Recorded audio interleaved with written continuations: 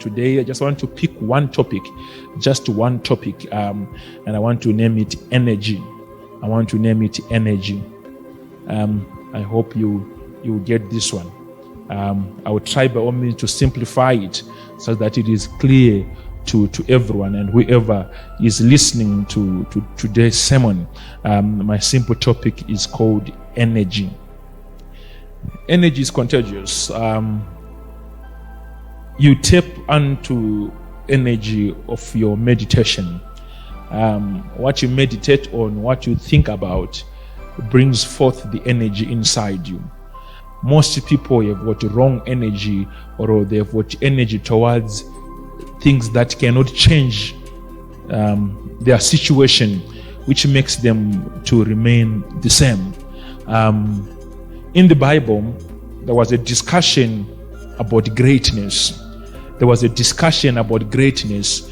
The disciples asked Jesus and said, "Who is the greatest?" Or in other words, they were saying, "Who can become the greatest?" It was a serious discussion because people were seeing greatness in Jesus and they were now anticipating his departure. And they said, "Who is the greatest? Would you anticipate that may be the greatest among ourselves?" So when I come to teach you, what I'm also trying to implement and what I'm trying to push into your life is for you to become the greatest. For you to become the greatest. When I say the greatest, I mean your level of everything, because you and I, we are connected. The fact that we are connected, it is my desire and my prayer that you become the greatest. I mean the greatest in whatever you touch, the greatest in whatever you do.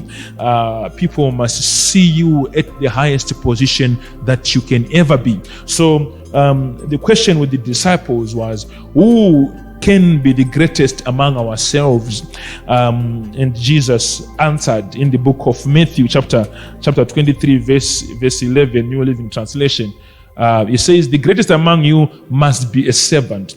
The greatest among you must be a servant. Okay, the greatest among you must be a servant. When you read it rushing, you do not understand what is saying. But the revelation which is hidden within the context says, when one serves, when one has a mind of serving, because of that serving, it positions you to greatness. Many people do not understand that sometimes you serve so that you can be positioned to greatness. Many people think that when they are being served, they are great. No. It is the aspect of serving that makes us to have energy. Let me break it and give it to you in a simple way.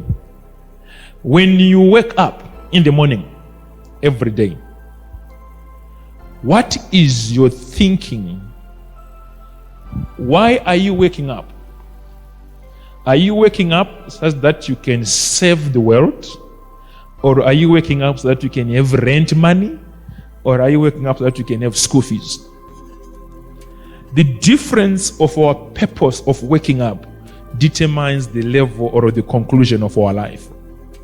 Now, if you look at my first point, I hope I'll be clear. If you look at my first point on Sunday, I said pride, selfishness makes a person not to grow big. The same is in our motivation of survival. If you're planning and whatever you are doing is self-centered and there is no sense of service within, forget about the greatness. We are looking for few people who can wake up in the morning and saying, "I'm breathing such that I can make life easier in the world. I'm breathing such that I can serve the world." The moment one becomes a servant, surviving for the purpose of others, surely greatness will follow you. Now, leadership is described as such that one must be able to be surviving and living to make life easier for others. It was difficult for one to move from one nation to another until an inventor said, "Let me invent an aeroplane." When he invented an aeroplane, I tell you, he became one of the most powerful people in the world. It was difficult for satellite to function until one guy said, let me go to the moon so that we can see if we can make a function which can distribute to the whole world. There was a bigger purpose in the mind of Henry Ford to then manufacture a car which can be used as a automobile so that people can move around. If your purpose is bigger than your family, bigger than yourself, you've become a servant of the world. Greatness will follow you. But trust me right now, whoever is listening to me, I tell you 99% of people, you do wake up trying to save your family only. So in other words, because you are trying to save a smaller part of your life, whatever is driving you or pushing you does not give you serious energy to run faster than everyone. Because surely if you are waking up for rent money, there is no need for much sweat. There is no need for much sacrifice. Because what you are waking up for is almost to nothing. Is almost to nothing. But if inside your spirit, you are saying to yourself, I want to save my people. I want to assist my generation. I want to liberate those of my time or of the unborn child. It means your purpose inside your meditation has changed. By that moment, it means you have created fire behind you. It is always whatever is chasing us which determines the speed that we move on. So the energy that we need to succeed is always determined by whatever is chasing us. You want to become the greatest, you need to create fire behind you. If surely you want to become the greatest in the world, there must be a reason to wake up. There must be a reason to sleep late. There must be a bigger reason to go up a mountain. There must be a bigger reason which removes fear, because you need to greet the president to have the deal to be done. So fear is removed by the fire that is behind. Trust me, school fees is not enough. You need to create your own fire. You need to have your own determination. You need to put down things that are bigger than your own skin color. You need to have a plan that is bigger than your small compound, than your small community, than your small province, than your small nation. You need to create some fire that will push you early in the morning before you do anything. You want to sleep. Let me tell you the truth. Our body wants to sleep. Our mind wants to rest. But the fire behind you must say, okay, I have to sleep, but I have to wake up. And the fire must be the one that must make you to jump out of the bed and say, I don't have a choice. I do not have a choice. I have to wake up. Today I had a trip to one of the mines. I wanted to see one of the mines in the Midlands there. So I was there in the Midlands. There was congestion in the road. People were wearing masks, and you could tell that people are hustling. There is COVID. People are being told to stay inside doors. But I know, because there is rental that is also needed by end of January. People are saying we will cheat death because we need also to pay rent. The fire behind people is making people not to even stay at home. They are trying to cheat death because they feel inside, I need something to eat at home. So whatever motivates a man to be working, whatever motivates a woman to be working, it is the fire behind. If you study properly, you will notice that most men were lazy until the day they married. The moment there is that serious entanglement and there's an engagement between a man and a woman, and there is another person who is asking for money, a lazy man will start to be busy. So in other words, marriage and the partnership will bring energy to a person to be active. There's some manner in any success in this world. If you engage yourself to huge things, huge commitment, motivated by huge thoughts, good morning inspiration, and saying to yourself, I am waking up to change the world. I want you to say this to yourself tomorrow. I want you to see the amount of speed that you move with. I want you to see how fear is taken out of you. I want you to see the type of rivers that you cross. If you just say to yourself, I am waking up, not for my hair, not for my nails, not for my bills, but I'm waking up to change the world. The moment we have few children, the moment we have few people who are preaching to themselves and saying to themselves, I am waking up to change the world. I am a servant to the world. I will discover the cure of this one and the cure of this one. I'll bring a solution to this area and this area and this area. I'll make life easier for my company. I will be recognized because of my effort. That is becoming a servant. That is becoming a servant. Great success is motivated by the amount of energy you carry every day. That's why the devil's focus is to bring people who saps away energy from you. It is to bring confusion or to divert your energy to unnecessary points or unnecessary areas. Those that have lost energy, they have also lost their mind. You can only be sharp in thinking when your energy is at its highest level. That's why if you ask the fundis, the gurus of education, they will tell you that every child is more intelligent when it's cold. Why? Because they have kept their energy. Heat takes away energy. You see brilliance of people in the brain when it's cold. That's why in winter times people go to school, even in Africa, because a person is more brilliant when they've got all their energy. Energy is key even for your general thinking. Energy is key even for your general judgment. Energy is key even for removing fear to push you to another level. But now we have got a problem with my fellow Africans. 99% of every African, we do wake up without a motivation of changing the world. Rather, we do wake up with a mind of saying, let me be recognized, let me be seen, let me be felt I'm around, let me be loved, That's wrong. Let that come. But the first thing that must come to you is, let me have an impact to the world. Let my brains, let whatever I want to bring to the table be noticed. How can I make a perfect camera than the one that I am using? How can I make a perfect program than Instagram? How can I make a perfect chatbot than Twitter? How can I make a perfect interaction than Facebook? Look back, sit down, look back. How was Facebook created?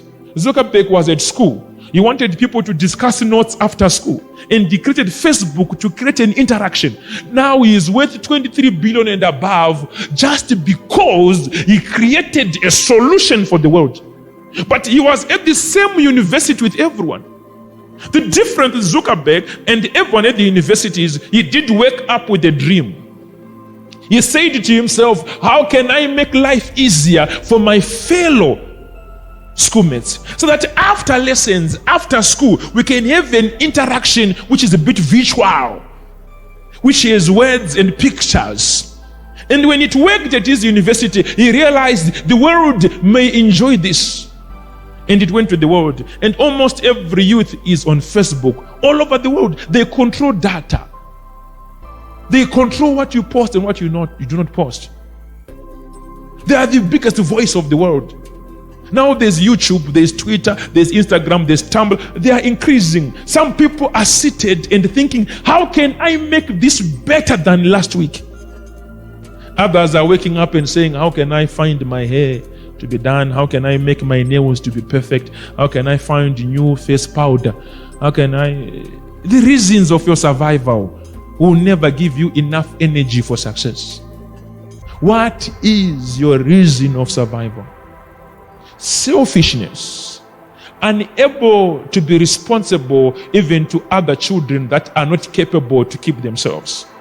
A true mother, I want you to hear me, a true mother who will go to the rural area and pick 2-3 children and say, I'll pay your school fees. Even if your wallet is not permitting, but you should pick somebody there in Shabane, there in Mondoro, there in 𝐿𝐿 and say, I'll pay your school fees. Yes, we pray before we give and pray as well as we receive. Make that commitment which makes you to be busy. Which makes you to be busy.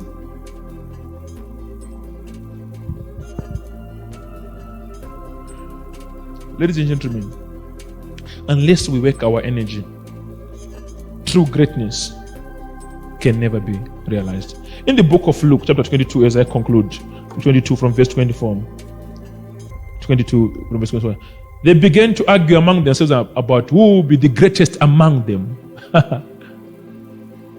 In this world, the kings and great men lord it over their people, yet they are called friends of the people. Next verse.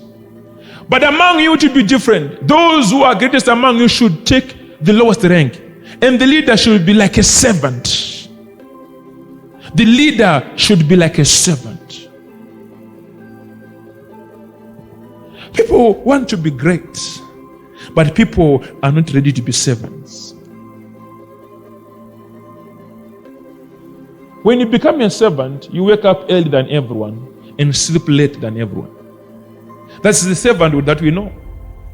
And remember, this Bible was written on the correct time of servanthood, when black people were being transported as servants, and servants were being sold at a market on a Black Friday. So when we speak about servanthood, we are talking about deep sacrifice of work, which goes beyond the master's work. So Jesus is saying, become a servant to the extent that everyone will say how much she works hard, she's the greatest. How much he works hard is the greatest. I hope I'm not confusing you. I hope what I'm saying is very clear. I hope you're getting what I'm saying. What I'm saying is very simple. I am saying you need energy. But for this energy to come into your system, you need to create a reason. You need to create a fire at your back. Something must motivate you. Engage yourself into something that is bigger. I come from a poor background. I come from one of the West communities. Born in Mondoro, passed through Zororo, Highfield there, went to St. Mary's, then went to Seke, then boom, Mavuku, then here. If you look at the locations that I passed through, there is no any exposure whatsoever. There is no any glory of those places whatsoever. If anyone is trying to throw a joke, they will talk about Chitungwism. If anyone wants to speak about poverty, they'll speak about Zororo and they'll speak about St. Mary's. I passed through those communities, and on my own, I juice myself. I tell myself, yes, my body wants to sleep, but can I change the world whilst I'm sleeping? No. So I give myself energy and I move with such a motivation. I want to change the world. I want to change the world. I want to change the world. I want to change the world. That is what I tell myself. If you as an elder, you have failed to give yourself such a theme, please don't deprive it to the young ones. Write a very big poster in your house. Let your children wake up thinking of how they can change the world. Let them be the master of giving us a better Zimbabwe, giving us a better Africa. It is all because of the purpose of waking up. Everything centered on you must always speak and say, I want to change the world. That is my preaching. Give yourself energy. Motivate yourself. Speak to yourself. Preach to yourself. Juice yourself. Jesus is speaking there. He's giving an instruction. And he's saying, become a servant. Humble yourself. Break yourself. Humble yourself. break yourself. It's a straight instruction. The book of Luke chapter 22, from verse 24, it explains, it's a straight instruction. Humble yourself to become great. We want to become great even in the kingdom of God.